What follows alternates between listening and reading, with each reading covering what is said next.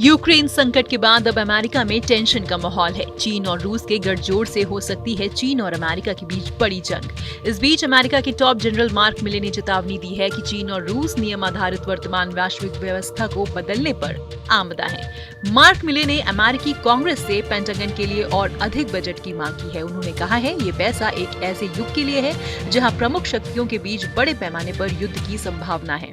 उन्होंने कहा कि हम एक ऐसी दुनिया में प्रवेश कर रहे हैं जो अधिक अस्थिर होती जा रही है और महान शक्तियों के बीच महत्वपूर्ण संघर्ष की संभावना बढ़ रही है।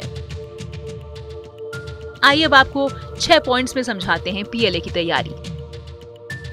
चीन का एक दीर्घकालिक रणनीतिक लक्ष्य है जिसमें अमेरिका शामिल है। चीन खुद को इंडो पैसिफिक क्षेत्र में प्रमुख शक्ति के रूप में स्थापित करना चाहता है, जिसके लिए उसे पहले से इस पोजीशन पर काबिज अमेरिका को हटाना होगा।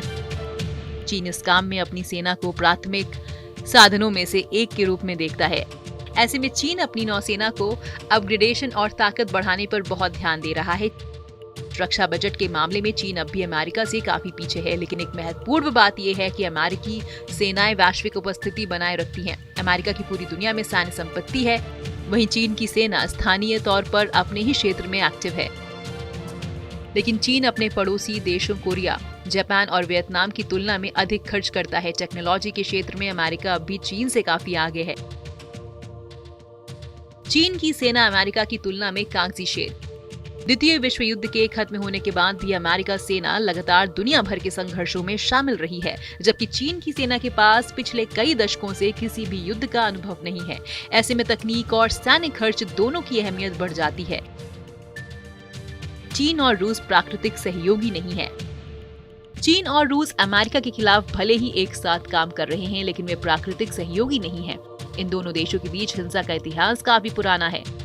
अमेरिका और उसके नाटो सहयोगियों के बीच के संबंधों की तुलना चीन और रूस से नहीं की जा सकती है।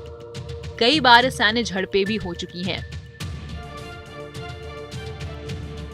नौसेना का तेजी से विकास कर रहा है चीन अपनी नौसेना को तेजी से ताकतवर बना रहा है। चीन जल्द ही अपना तीसरा एयरक्राफ्ट कैरियर लॉन्च करने जा रहा है। इस कैरियर में विमानों की उड़ान भरने के लिए स्की जंप की जगह कैटापल्ट सिस्टम होगा। अभी तक इस तरह का एयरक्राफ्ट कैरियर अमेरिका और फ्रांस के पास ही मौजूद है। चीन अपने एयरक्राफ्ट कैरियरों को ताकत देने के लिए न्यूक्लियर रिएक्टर विकसित कर रहा है।